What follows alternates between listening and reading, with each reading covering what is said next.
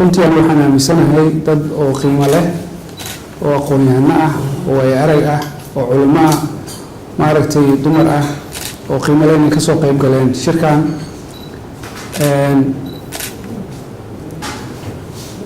intaas waa intii bilowga maaragtay hordhac ahaan rabay inaan u sheego qodobka labaad aan rabo inaan ka hadlo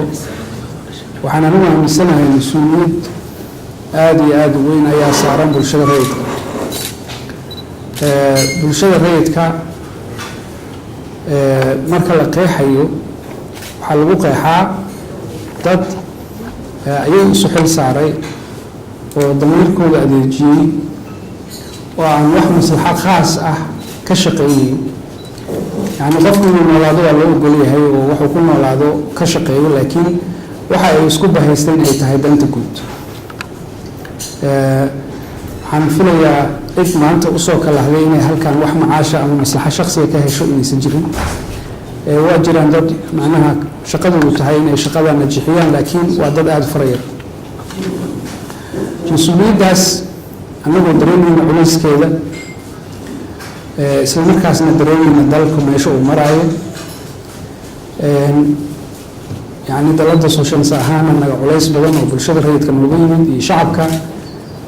waxaan ku qasbanaanay inaan shirkan abaabulno oo aan diyaarino isla markaasna aan ku koobno bulshada rayidka kaliya kulamada soo socda oo waxa la wixii tala naga soo baxay tusaale ayaan maaragtay la wadaagi doonaa dhammaan mujtamaca intiisa kale laakiin maanta waxaan rabnaa inaan gabagabadii warmurtiyeedkan aan dhowr qodob ka idhaahdo ma wada akhrinayo warmurtiyeedka laakiin laba qodob oo horudhaca inta kalena waxaan u dhaafayaa saaxiibadeyda kale wax badan aniga igana waay aragsan igana aqoon badan ee garbahayga fadhiya ayaan u dhaafayaa laakiin laba qodob oo hordhaca ayaan rabaa in aan sheego laakiin intaana labada qodob u gudbin waxaan rabaa talooyin fara badan oo la soo jeediyey inaan ka miro dhalino waxaas maalan inaan samaysano talooyinka halkan ka soo baxay inaan qorshe u dejino qorshihii shaqada oo lagu fuli lahaa inaan u dejino waxaan noo suurtogelin waayo waqtiga iyo shaqadii oo nagu badato runtiisaan u maleynaynay ka ballaaratay marka socialist ahaan waxaan ballan qaadaynaa inaan shir kala qaban doono oo arrimahan sidii u fuli lahaayeen lagu gorfeeyo taasaan ballan qaadayna insha allahu tacaala ilaahayna waxaan ka baryaynaa inuu noo fududeeyo adinkana noo soo duceeyo aniga waxaan aaminsanahay mas-uuliyaddana saaran ma aha mas-uuliyad yar sidii ummad dhan iyo dal dhan loo badbaadi lahay oo loo horumari lahay oo loo najixi lahay wax aada u adag waay wax sahlan maaha tabarteenna iyo aqoonteennuna aaday isaga yartay marka anagoo intaas og haddaan dib ugu soo laabto warmurtiyeedka sida ciwaanka kor ku cad wadanka yani duruufaha hadda xaaladda aan sida gaarka ah u cayina waxay ahayd khilaafka siyaasiga ah iyo khilaafka dastuuriga ah mararka qaar khilaaf siyaasi ah ayaa wuxuu isu bedelaa khilaaf dastuuri ah mararka qaarna khilaaf dastuuri ah ayaa wuxuu isu bedelaa khilaaf siyaasi ah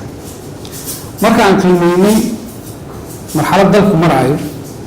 ayaan labadaas cinwaan yani micnaheedu maaha inaan abaar jirin micnaheedu maaha inaan cudur jirin micnaheedu maaha inaan yani amni dara jirin laakiin haddii madaxiiba uusan sidii la rabo ahayn yani inaad garbihii iyo maaragtay ka hadasho iyo lugihii moogtahay wax kale noqonaysaa marka anagu awliyo ahaana waxaan u siinay inay tahay meeshaasi hadday hagaagto waxaan aaminsanahay waxyaaba badan oo ka dambeeyana waa hagaagaya saasaan marka culays u saarnay annagoo mas-uuliyaddaas dareemaynana waxaan qaban doonaa insha allahu shir waxaa halkan ka soo baxay lagu lafaguraayo sidee loo fuliyaa maalan waxaa la soo jeediyey guddiyo in loo baahan yahay bulshada rayidka u gooni ah yaa guddiga ka mid noqonaya guddigu muxuu qabanaa xaggey ka helayaan facilitationka ama waxyaabaha u suurta gelinaya inay ku shaqeeyaan waxay u baahan tahay debate waqtigeeda ku habboon inta la siiyo looga hadlo laakiin hadda iyadoo pressure saaran yahay oo looga baahan yahay inaan soo saarno talooyin aan ku midaysanahay oo nagu adkaatay inaan qodobkaas technicalka u gudubno marka waxyaabaha yani khilaafka siyaasiga ah waxaa la socda in mararka qaar siyaasaddu gasho in shuruucii dalka yani si toos ah يعني أنا أحب الله وصو قال يعني شروع ولا إسكعد مرة يعني روحا كلفة وحا سمينا سوفت قلنا شعبكم إنه سنكون برارك سنين عدة مسؤولية الله هايو ومسؤولية إلى شنيسة إني شعبك هدي شعبك واسكجرة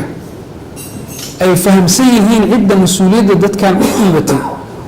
إلى شنيسة إني أيجتها أنا وحنا مسنة هاي مرة عليه marka qodobo badan oo yani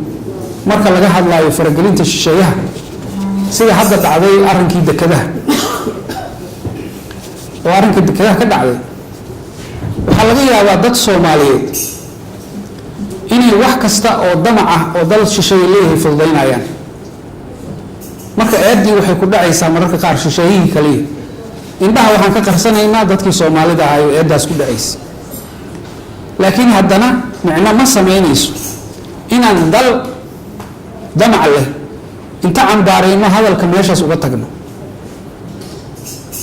معنا ما سمينيسو إن كاني دمع أسفل دينا يكاع مسلمين معنا ما سمينيسو أنا وحنا أرجني إن قابك هراء وعم بارينا وحكي بدلنا ومسؤولية عن قادمه شرعي هر استاجاي دمع شيشيها iyo sokeeyaha u sahlaya shaqadaas damacood u sahlaya labada waxa kameynay inaan ka shaqeeyo halkaasan anagu waxaan isnidi talada halkan ka soo baxday culeyskeedu saas u noqdo wixii aan ka tagnay in aadanaan nahay kaamil maahin waxba naga qaldami karaa waxaan ka codsanaynaa cudurdaar waxaan rajaynaynaa fursadaha kale oo soo socda ayaan geli doonaa qodobka labaad oo ku saabsan dastuur